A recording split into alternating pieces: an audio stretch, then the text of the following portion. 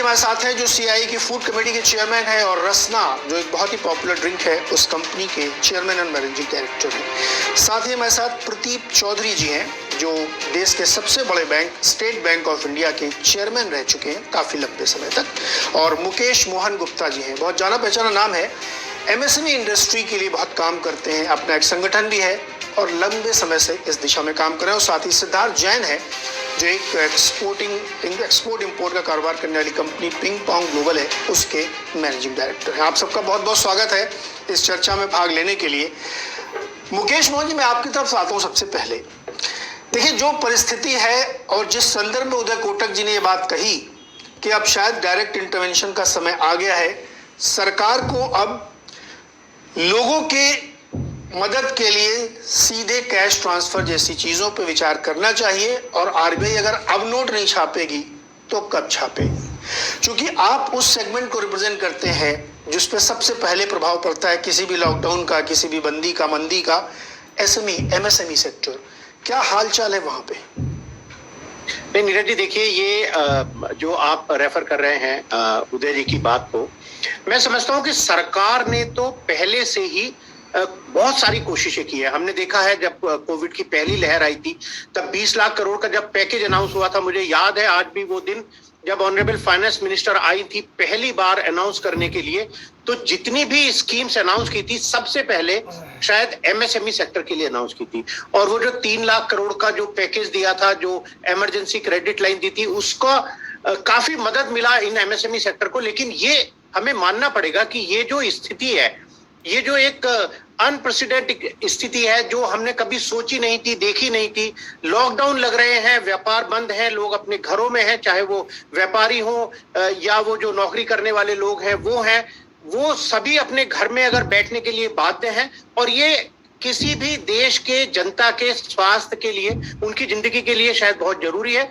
मेरा यही मानना है कि हम परेशानी में हैं बिल्कुल, लेकिन जिस तरह से हम पहली कोविड की लहर से जब बाहर आए थे तो हमें ऐसा लगा था कि इकोनॉमी शायद फिर पटरी पर दौड़ गई है, फिर हमारी इकोनॉमी तेज गति से चलने लगी है।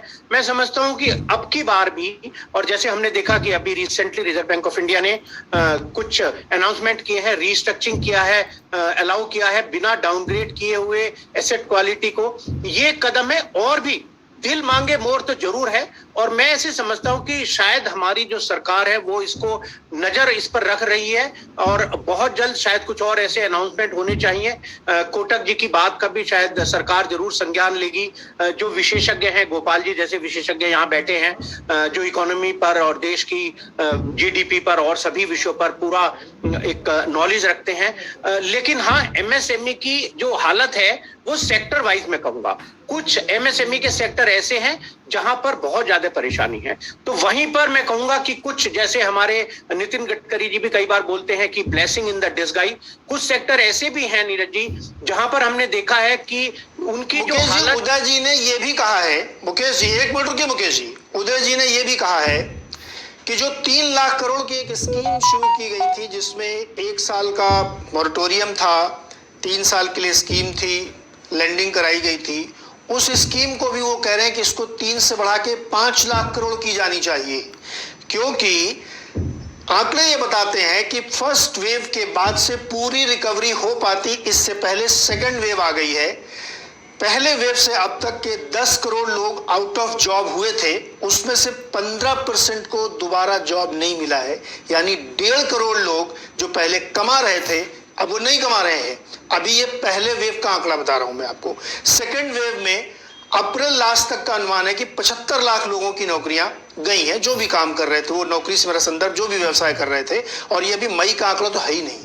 अब दुर्भाग्य है कि देश में कोई ऐसा ऑथेंटिक आंकड़ा सरकार देती नहीं है, तो जहां से मिलेगा वहां से आंकड़ा कोट किया जाएगा।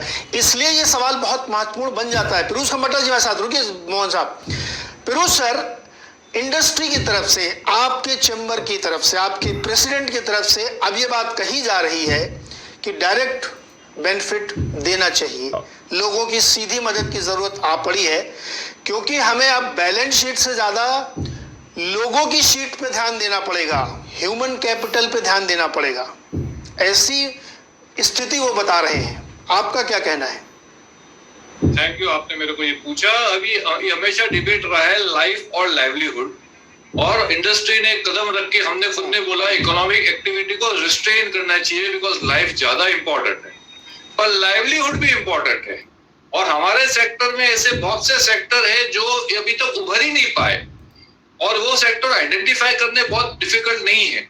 और जो सेक्टर उभर नहीं पाए रहे हैं वहां अनएम्प्लॉयमेंट बढ़ रहा है, वहां लाइवलीहुड की तकलीफ है। कोविड से ज्यादा आदमी भूखमरी से मरने वाला है, और अगर ये चलता रहा तो काफी एमएसएमई बंद हो जाएगी, और एमएसएमई बंद हो जाएगी तो जो जो जो काम करने वाले वो ही बंद हो जाएंगे। तो जो एक जात का पैकेज आना चाहिए जिससे एक रिवाइवल मिले, और उसके 3 पहलू है पैकेज के। नंबर 1 है डायरेक्ट ट्रांसफर, जो आपने बोला, जो उसको मैं नाम दूंगा पेचेक प्रोटेक्शन।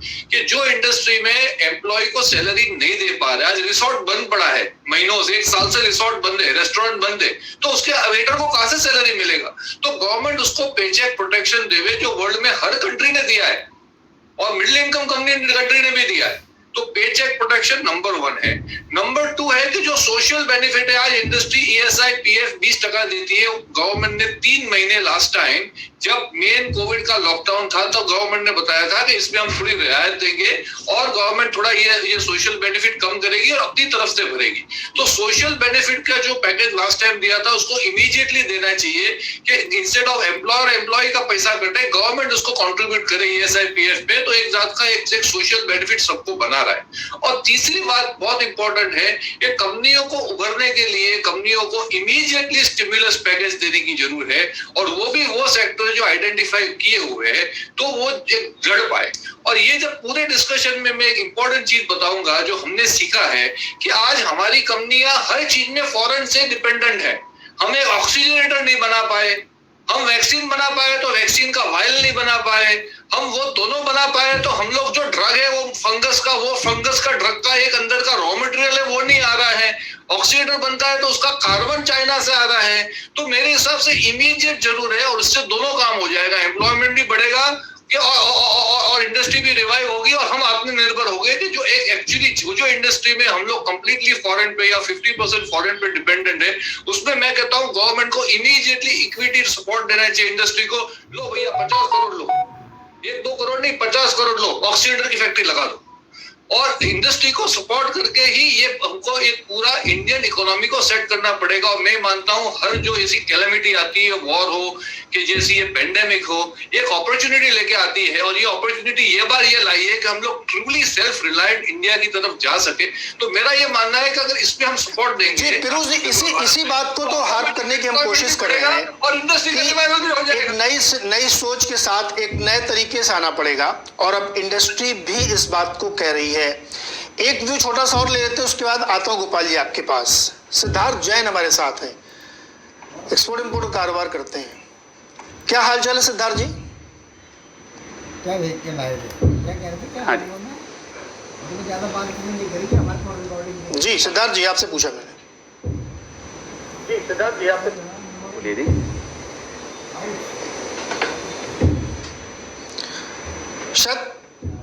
सिद्धार्थ जी, मैंने पूछा आपके कारोबार का क्या हाल चाल है, ठीक ठाक चल रहा है क्या?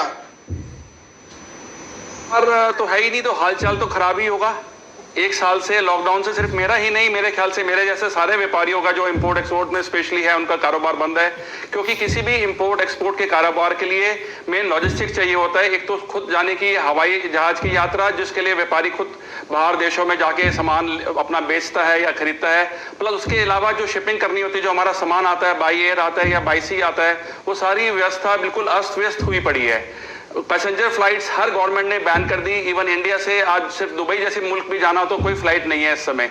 और ये जरूरी भी है काफी हद तक इस बीमारी को कंट्रोल करने के लिए। लेकिन व्यापार बिल्कुल खत्म हो चुका है पूरे दुनिया में। इस समय किसी भी कंट्री में जाने के लिए कोई फ्लाइट नहीं है। और जो शिपिंग के जो हमारे सामान आता था, अगर हम किसी वजह से मंगवा भी पा रहे हैं, उसके कम से कम हम तिगुने और चौगुने कॉस्ट दे रहे हैं, और जिसकी वजह से सारी महंगाई बढ़ती जा रही है। पिछले साल चर्चा का विषय था कि इंपोर्ट की जगह हमें अपने आप को आत्मनिर्भर होना है। तो मेरे हिसाब से जो कोरोना पैंडेमिक ऐसी आपदा जो है कभी पहले 100 सालों में नहीं आई। 100 साल पहले सुना था ऐसी आपदा आई है। व्यापार इसके लिए बिल्कुल भी तैयार नहीं था। जैसे कि हम सब जानते हैं कि कोई भी व्यापार अपने आप में सेल्फ सफिशिएंट नहीं है। हर कंट्री को, हर इंडस्ट्री को कुछ ना कुछ रॉ मटेरियल, उसका फिनिश गुड्स कोई ना कोई या तो इंपोर्ट करना होता है या एक्सपोर्ट करना होता है। सब कुछ बंद है इस समय, काम बिल्कुल बंद है और उसकी वजह से महंगाई बहुत ज्यादा बढ़ती जा रही है। किसी भी गोपाल जी के पास चलते हैं सर, कुल मिला के धंधा चौपट है। रॉ मटेरियल नहीं है। गोपाल जी, 3 व्यू आपको मैंने सुनाए। कैश ट्रांसफर की बात हो रही है, उन्होंने बहुत विस्तार से अपनी बात उदय कोटक जी ने रखी। उदय कोटक मैं इसलिए कर रहा हूँ क्योंकि वो इंडस्ट्री के जाने माने नाम है, बैंकर हैं और CII उनके पीछे खड़ा है। वो उसके अभी कम से कम कुछ दिनों तक और उसके प्रेसिडेंट हैं। और इंडस्ट्री बॉडी ये कह रही है कि out of the box thinking का समय है। अब आपको नोट छापनी पड़े, ये कैसे करें, लेकिन आपको ये करना पड़ेगा क्योंकि एक दुष्चक्र बनता जा रहा है गाँवों में। जॉब लॉस भी हो रहा है, डिमांड नहीं है। कैसे आप इसको चलाएंगे? तो हम लोगों ने बात पिछली बार, आपको याद होगा, तब भी ये चर्चा आई थी कि क्या एक सीधी मदद की जरूरत आन पड़ी है। क्या कहना है आपका? नीरज जी, देखिए, एक बात, आउट ऑफ बॉक्स थिंकिंग को अगर कोई कहते हैं तो ये केवल नहीं है कि कैश ट्रांसफर कर दो, नोट छाप दो। ऑलरेडी हमें सब चीजों को देखना पड़ेगा। इकोनॉमी का लॉन्ग टर्म इम्पैक्ट भी देखना है, शॉर्ट टर्म भी है और इंडस्ट्री की डिमांड को मैं जायज गलत नहीं मानता, तो लेकिन